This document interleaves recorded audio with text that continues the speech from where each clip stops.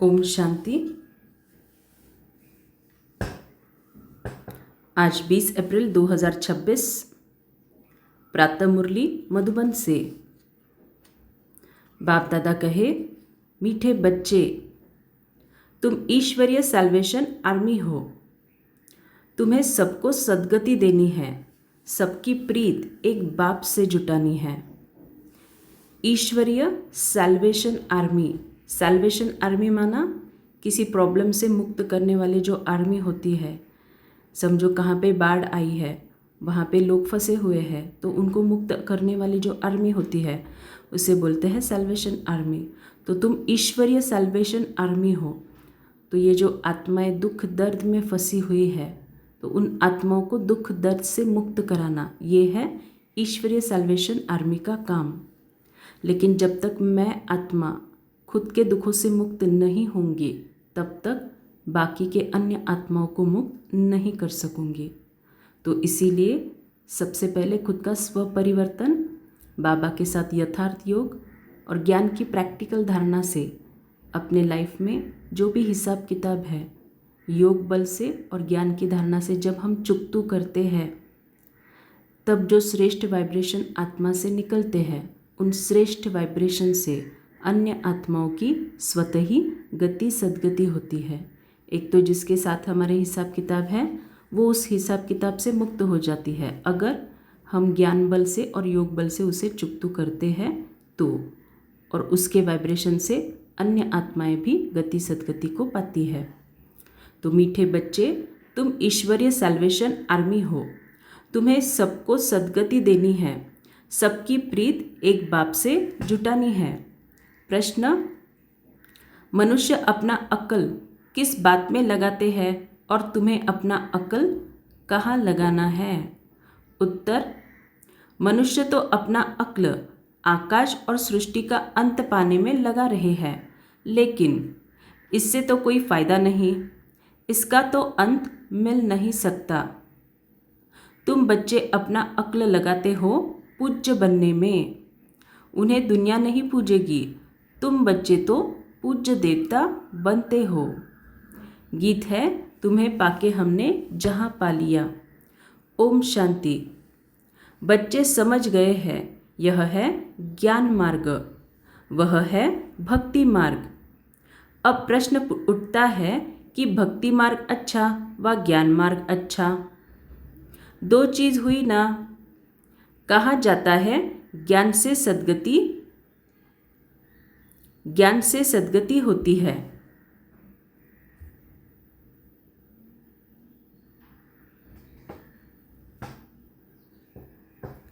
जरूर कहेंगे भक्ति और ज्ञान दोनों अलग अलग है। मनुष्य समझते हैं कि भक्ति करने से ज्ञान मिलेगा, तब सद्गति होगी। भक्ति के बीच में ज्ञान आ नहीं सकता। भक्ति सबके लिए है, ज्ञान भी सबके लिए है। इस समय है भी कलयुग का अंत, तो जरूर सबकी दुर्गति होगी।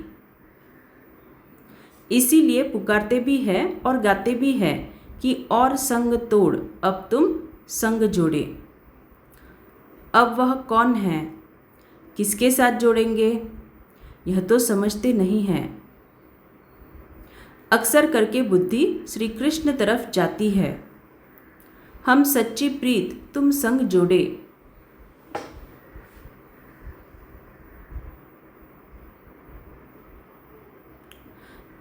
तो जब श्री कृष्ण से ही प्रीत जोड़ते हैं, तो फिर गुरु गोसाई और उसकी दरकार ही नहीं। श्री कृष्ण को ही याद करना है। श्री कृष्ण का चित्र तो सबके पास है। श्री कृष्ण जयंती भी मनाते हैं, फिर और कोई के पास जाने की दरकार ही नहीं। जैसे मीरा ने एक संग जोड़ी, काम काज करते श्री कृष्ण को ही याद करती रही। घर में रहना, करना, खाना पीना तो होता है। सच्ची प्रीत एक श्री कृष्ण से जोड़ी, जैसे कि वह आशिक और वह माशूक हो गए। श्री कृष्ण को याद करने से फल भी मिलता है। श्री कृष्ण को तो सब जानते हैं, गाते भी हैं सच्ची प्रीत हमने तुमसे जोड़ी और संग तोड़ी। तो अब ऊंचते ऊंच सच्चा तो परमपिता ही है। सबको वर्षा देने वाला एक ही बाप है। उसको कोई भी जानते नहीं है। भल कहते हैं परमपिता परमात्मा शिव, परंतु कब आते हैं यह नहीं जानते हैं। शिव जयंती होती है तो जरूर आते होंगे। कब कैसे आते, क्या आकर करते, किसको पता नहीं। कोई भी मनुष्य मात्र नहीं जानते कि सर्व की सद्गति करते हैं। परंतु कैसे करते हैं, सद्गति का अर्थ क्या है, कुछ भी नहीं समझते। शिव बाबा ने तो जरूर स्वर्ग की बादशाही दी होगी ना। तुम बच्चे जो उस धर्म के थे, तुमको यह पता नहीं था, भूल गए थे, तो फिर और कैसे जान सकेंगे। अभी शिव बाबा द्वारा तुमने जाना है और दूसरों को बताते हो। तुम हो ईश्वरीय सैल्वेशन आर्मी। सैल्वेशन कहो व सद्गति की आर्मी कहो। तो हम बच्चों द्वारा ही विश्व की सभी आत्माओं को गति सद्गति का बल मिलने वाला है। देने वाला बाबा है, लेकिन निमित्त हम बच्चों को बाबा बनाते हैं। अभी तुम बच्चों पर रिस्पॉन्सिबिलिटी ठहरी। तुम चित्रों पर भी समझा सकते हो। भाषाएं बहुत है, मुख्य भाषाओं में चित्र बनाने पड़ते हैं। भाषाओं का भी बड़ा झंझट है, इसीलिए प्रदर्शनी भी बनानी पड़े। चित्रों पर समझाना सहज होता है। गोले में भी सारा ज्ञान है। सीडी सिर्फ भारतवासियों के लिए है, इसमें और कोई धर्म है ही नहीं। तो अगर हम सीडी का कंपैरिजन हम कल्पवृक्ष के चित्र के साथ करें तो कल्पवृक्ष के चित्र में सभी धर्म को दिखाया है, सभी धर्मात्माओं और सभी धर्मों को। लेकिन अगर सीडी की बात करें तो वो सिर्फ वहाँ पे अगर आप ऊपर में देखेंगे तो 84 जन्मों की भारतवासियों की उत्थान पतन की कहानी, माना सिर्फ जिन्होंने देवी देवता जन्म लिया है उन्हीं के जन्म उस सीडी के चित्र में दिखाए हुए हैं। ऐसे थोड़े ही भारत तमोप्रधान बनता है तो और नहीं बनते हैं। तमोप्रधान तो सब बनते हैं, तो उन्हों के लिए भी होना चाहिए। यह सब बुद्धि में सर्विस के ख्याल आने चाहिए। दो बाप का राज भी समझाना है। वर्षा रचयिता से मिलता है। यह भी सब धर्म वाले जानते हैं कि लक्ष्मी नारायण भारत के पहले महाराजा महारानी थे, वह भगवान भगवती थे। अच्छा, उन्हों को यह स्वर्ग का राज्य कैसे मिला? जरूर भगवान द्वारा मिला। कैसे कब मिला यह किसको भी पता नहीं है। गीता में श्री कृष्ण का नाम डाल फिर प्रलय दिखा दी है, रिजल्ट कुछ भी नहीं। यह तुम बच्चों को समझाना है। चित्र तो सब तरफ है, लक्ष्मी नारायण के चित्र भी होंगे, भले ड्रेस फीचर्स आदि और होंगे। जिसको जो आया सो बैठ बनाया है। श्रीनाथ श्रीनाथिनी यह राधे कृष्ण है ना। श्री राधे श्री कृष्ण तो ताज वाले नहीं हैं, काले भी नहीं हैं। राजधानी लक्ष्मी नारायण की है, न कि राधे कृष्ण की। तो इसके ऊपर चिंतन करना, आज बाबा ऐसे क्यों कह रहे हैं। मंदिर तो अनेक प्रकार के बनाए हैं, नाम तो एक ही रखेंगे, लक्ष्मी नारायण। डिनेस्टी लक्ष्मी नारायण की कहेंगे। राम सीता का घराना, लक्ष्मी नारायण का घराना, राधे कृष्ण का घराना नहीं होता।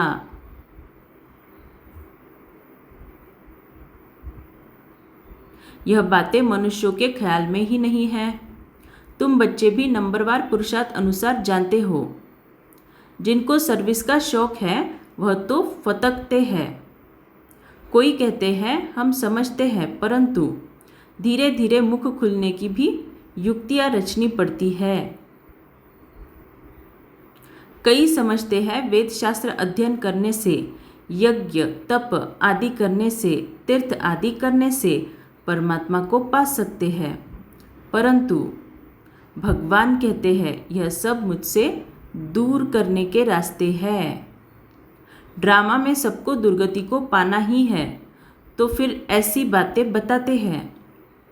आगे हम भी कहते थे कि भगवान जैसी चोटी है, कोई कहाँ से भी जाए, तो मनुष्यों ने अनेक प्रकार के रास्ते पकड़े हैं। भक्ति मार्ग के रास्ते पकड़ पकड़ कर जब थक जाते हैं, तब फिर भी भगवान को ही पुकारते हैं कि हे पतित पावन, आप आकर पावन बनाने का रास्ता बताओ।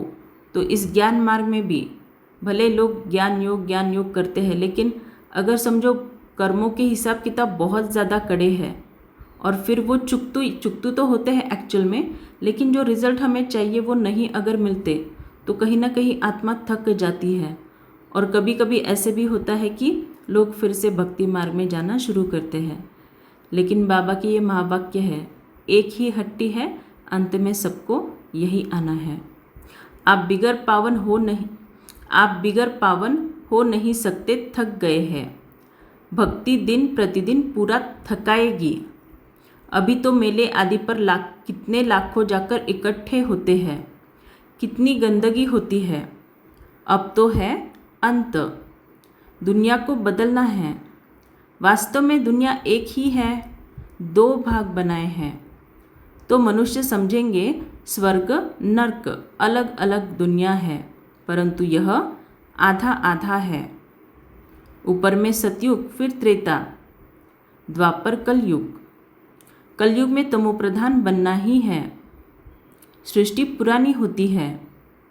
इन बातों को कोई समझते नहीं, मुझे हुए हैं। कोई श्री कृष्ण को भगवान तो कोई श्री राम को भगवान कह देते हैं।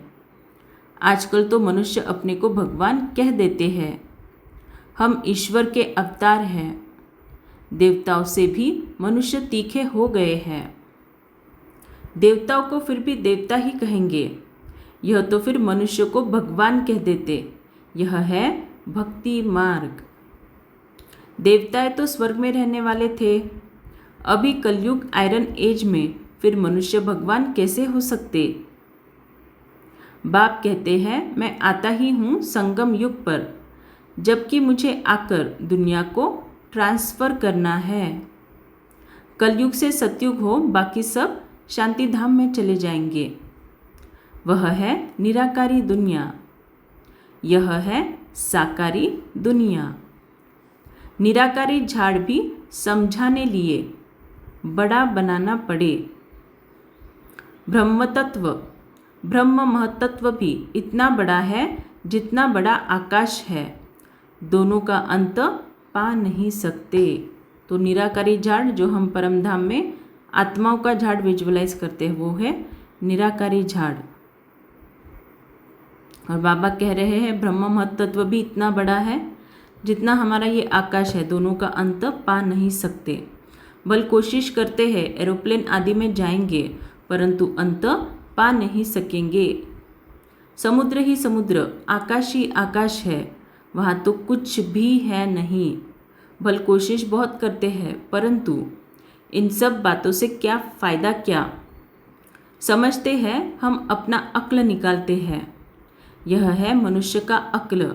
साइंस का घमंड भी मनुष्यों में है।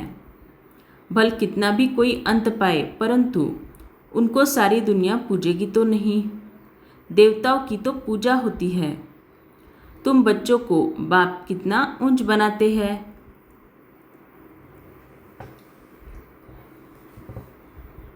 सबको ले जाते हैं शांति धाम। भल यह सब जानते हैं हम मूल वतन से आते हैं, परंतु जिस प्रकार तुम समझते हो वैसे दुनिया नहीं जानती। वह क्या है, कैसे आत्माएं वहाँ रहती है, फिर नंबरवार आती है, यह कोई नहीं जानते। तो ये जो परमधाम का एक्यूरेट ज्ञान है, परमधाम कैसे दिखता है, परमधाम कहाँ है, वहाँ पे कौन रहता है, कैसे कहाँ से कब आता है, ये सब केवल और केवल हम ब्राह्मण आत्माएं ही जानते हैं, क्योंकि स्वयं ईश्वर भगवान ने हमें ये नॉलेज दी है। बाकी किसी भी धर्म ग्रंथों में ये नॉलेज नहीं है।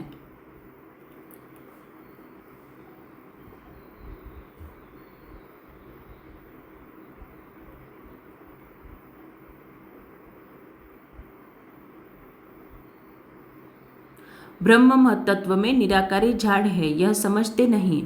सतयुग में थोड़े रहते हैं, बाकी सब आत्माएं मूल वतन में रहती है। जैसे यह साकारी वतन है वैसे ही मूल वतन है। तो अगर मानो कोई आत्मा ज्ञान में तो आई है, ज्ञान योग मुरली सब सब सब कर रही है, लेकिन उसने संस्कार परिवर्तन ही नहीं किए। जो भी उसके रावण के मध्य के संस्कार है वैसे कि वैसे आत्मा में रह गए। तो अंत में क्या होगा, जब महाविनाश होगा तो वो आत्मा सजाए खाकर पवित्र बनेगी, क्योंकि उसने संस्कार परिवर्तन तो किए नहीं हैं। तो सजाए खा के पवित्र बनेगी। तो सतयुग के जो पहले 1250 वर्ष है, उस 1250 वर्ष में वो आत्मा नीचे नहीं आएगी। फिर जब त्रेता युग शुरू होगा तब वो आत्मा नीचे आएगी। क्यों? क्योंकि बाबा की मुरली सुनी, योग किया, तो बाबा का वायदा है कि स्वर्ग में तो लेके आएंगे। तो वो 1250 वर्ष के बाद, माना ऑलमोस्ट जब स्वर्ग आधा पुराना हो चुका होता है तब आती है। तो सतयुग के फर्स्ट जन्म में अगर आना है तो संस्कार परिवर्तन अनिवार्य है। जैसे यह साकारी वतन है वैसे ही मूल वतन है। वतन कभी खाली नहीं होता, न यह न वह। जब अंत होता है तो ट्रांसफ़र हो जाते हैं।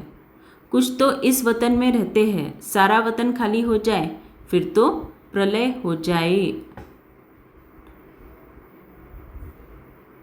तो लोगों को ये बहुत क्वेश्चन आता है कि जब विनाश होता है तो सारी की सारी दुनिया या फिर सारी की सारी आत्माएं इकट्ठे परमधाम जाके फिर यहाँ पे सब जीरो हो जाता है क्या? तो बाबा क्लियर कर रहे वैसे नहीं होता। न परमधाम कभी खाली होता है, न ये साकारी वतन माना ये पृथ्वी कभी खाली नहीं होता। प्रलय होती नहीं, अखंड अविनाशी खंड है ना। यह सब बातें बुद्धि में रखनी है। सारा दिन यही ख्यालात चलते रहे, हम किसका कल्याण करें।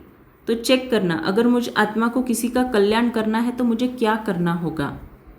दूसरे तीसरे कोई नहीं, भले अपने लाइफ में जो भी हिसाब किताब है जिन आत्माओं के साथ, अगर आपको उनका कल्याण करना है तो आपको क्या करना है, एक ही काम करना है।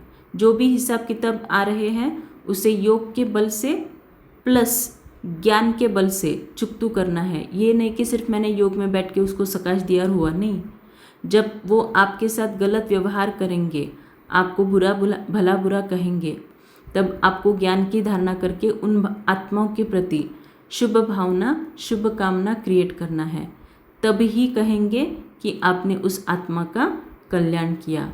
अन्यथा सिर्फ आप योग में बैठ के उसको सकाश दे रहे हैं और फिर योग से उठने के बाद उस आत्मा के साथ नॉर्मल ही माना पुराने चाल चलन से ही व्यवहार कर रहे हैं, तो उसका कुछ फायदा नहीं होगा।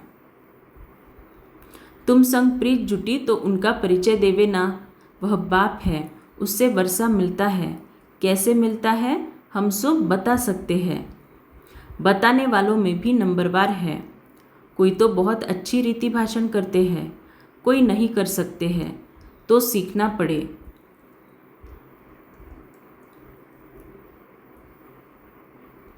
हर एक बच्चे को अपना कल्याण करना है। तो हर एक बच्चा अपना कल्याण कैसे कर सकता है?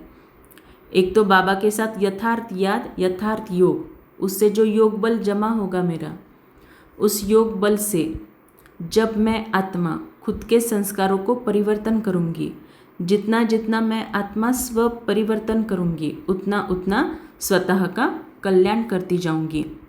जबकि रास्ता मिला है तो एक दो का कल्याण करना है। दिल होती है औरों को भी बाप से वर्षा दिलाए, रूहानी खिदमत करे, सब एक दो की सेवा करते हैं।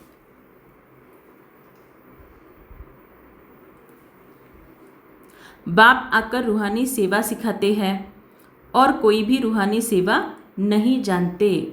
रूहानी बाप ही रूहों की सेवा करते हैं।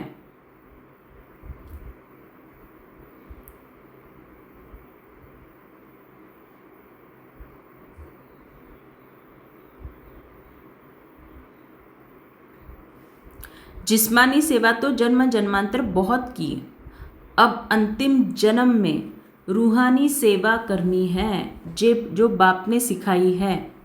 रूहानी सेवा करना माना क्या? कर्मणा सेवा एक अलग सब्जेक्ट है, उसके 100 मार्क्स अलग है। लेकिन रूहानी सेवा माना क्या? जो बाबा बोलते हैं ना, बाकी कुछ भी नहीं करो तो भी चलेगा। अमृत वेले से रात तक दुआएं दो, दुआएं लो। लेकिन वो दुआएं कैसे?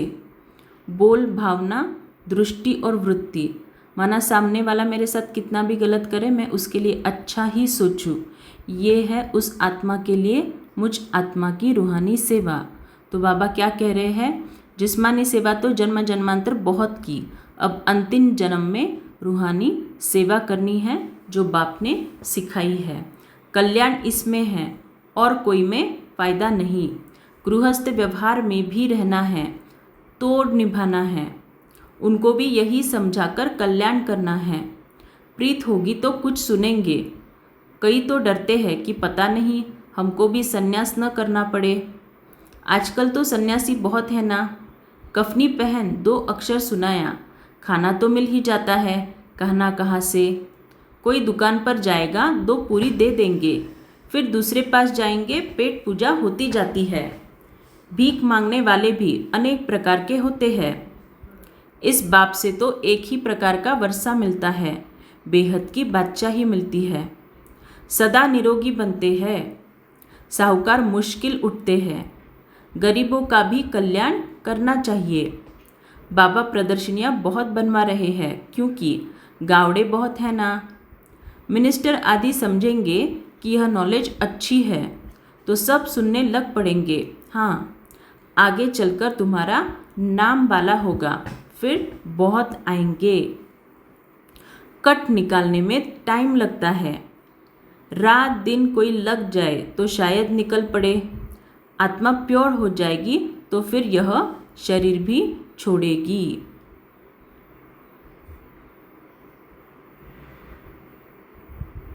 तो कल बाबा ने जो मुरली में बताया था, साक्षीपन की स्थिति में अगर हम स्थित होते हैं तो परिवार के साथ भी हमारी प्रीत उतनी ही होगी जितना बाबा के साथ। तो उसके लिए और एक पॉइंट बाबा यहाँ पे क्या बोल रहे हैं? आत्मा प्योर हो जाएगी तो यह शरीर भी छोड़ेगी। इसी का मतलब क्या? अंत तक आत्मा में कुछ न कुछ छोटी छोटी कमियां तो रहेगी। भल जब हम ज्ञान में आने से पहले जितना हम में कमियां थी उतनी कमियां नहीं रहेगी, लेकिन अंश मात्र में भी सबके अंदर वो रहेगा ही रहेगा। इसीलिए हर आत्मा को साक्षी स्थिति में होकर देखना है कि हर एक आत्मा अपना अपना पुरुषार्थ कर रही है, खुद को पवित्र बनाने के लिए आगे बढ़ रही है। बस इसी शुभकामना से सबको देखना है। बाकी तो अवगुण कुछ ना कुछ सब में होगे ही होगे, लेकिन अगर हमें इसमें आगे बढ़ना है ज्ञान में, तो उनके अवगुणों को देखकर भी न देखना, यही हमारे लिए बेहतर है। यह सब समझने की बातें हैं, प्रदर्शनी में भी समझाना है। मुख्य है सारी भारत की बात। भारत का राइज हो जाता है तब तो सबका राइज हो जाता है। प्रोजेक्टर से भी प्रदर्शनी में जास्ती सर्विस हो सकती है। धीरे धीरे वृद्धि को पाते जाएंगे। दिन प्रतिदिन तुम्हारा नाम बाला होता जाएगा। यह भी लिखना चाहिए कि 5000 वर्ष पहले भी ऐसे हुआ था। यह तो बड़ी वंडरफुल बातें हैं। बाबा इशारा देते हैं। बच्चे बहुत बातें भूल जाते हैं। कुछ भी होता है तो कहेंगे आज से 5000 वर्ष पहले भी ऐसे हुआ था। है बहुत क्लियर बात, परंतु जब किसकी बुद्धि में यह बैठे, अखबार में डाल सकते हैं तो कुछ समझे, तो अखबार में डाल सकते हैं तो कुछ समझे तो सही। ज्ञान मार्ग में बड़ी फर्स्ट क्लास अवस्था चाहिए। तो ये फर्स्ट क्लास अवस्था बनाना मासी का घर नहीं है। इसके लिए आपको खुद को मेहनत करनी पड़ेगी, आपके लिए दूसरा कोई मेहनत नहीं करेगा। ऐसी ऐसी बातों को याद कर हर्षित भी रहना होता है। प्रैक्टिस पड़ जाए तो फिर अवस्था बहुत खुशमिजाज हो जाती है। अच्छा, मीठे मीठे सिकिलदे बच्चों प्रति माता पिता बाप दादा का याद प्यार और गुड मॉर्निंग। रूहानी बाप की रूहानी बच्चों को नमस्ते। हम रूहानी बच्चों की रूहानी माता पिता बाप दादा को याद प्यार गुड मॉर्निंग और नमस्ते। शुक्रिया बाबा, आपका पद्मा पदम शुक्रिया। धारणा के लिए सार। और सबसे बुद्धि की प्रीत तोड़ एक बाप से जोड़नी है और सबकी प्रीत एक बाप से जुड़ाने की सेवा करनी है। योग के लिए सबसे बड़ा पॉइंट बाबा यहाँ पे दे रहे हैं। और सबसे बुद्धि की प्रीत तोड़ एक बाप से जोड़नी है, माना सभी संबंधों के साथ बाबा के साथ यथार्थ योग लगाना है। एक प्रीत एक बाप से जुड़ाने की सेवा करनी है। समझो अगर मैं आत्मा बाबा के साथ रूहानी बंधु इस संबंध से योग लगा रही हूँ तो ऑटोमेटिकली बंधु इस संबंध का सोमरस 84 जन्मों में जिन आत्माओं ने मेरे भाई या बहन का पार्ट प्ले किया उन सब में जाएगा और ऑटोमेटिकली सबकॉन्शियस माइंड से उन आत्माओं का कनेक्शन धीरे धीरे बाबा से जुड़ता जाएगा। तो फिर से पढ़ते हैं, सबसे बुद्धि की प्रीत तोड़ एक बाप से जोड़नी है और सबकी प्रीत एक बाप से जुड़ाने की सेवा करनी है। सच्चा रूहानी खिदमतगार बनना है, अपना भी कल्याण करना है और दूसरों को भी रास्ता बताना है। अवस्था बहुत खुशमिजाज बनानी है। आज का वरदान, अपने श्रेष्ठ व्यवहार द्वारा सर्व आत्माओं को सुख देने वाली महान आत्मा भव। जो महान आत्माएं होती है उनके हर व्यवहार से सर्व आत्माओं को सुख का दान मिलता है। वह सुख देते और सुख लेते हैं। तो चेक करो कि महान आत्मा के हिसाब से सारे दिन में सबको सुख दिया, पुण्य का काम किया। पुण्य अर्थात किसको ऐसी चीज़ देना जिससे उस आत्मा से आशीर्वाद निकले। तो चेक करो कि हर आत्मा से आशीर्वाद मिल रही है। किसी को भी दुख दिया व लिया तो नहीं, तब कहेंगे महान आत्मा। तो ऐसे नहीं कि सिर्फ ऊपर ऊपर मीठा मीठा बोला और फिर पीछे उनके लिए बुरा भला नहीं, फिर तब सामने वाले के मन से आशीर्वाद नहीं निकलेगी। स्लोगन, करने के बाद सोचना ही पश्चाताप का रूप है।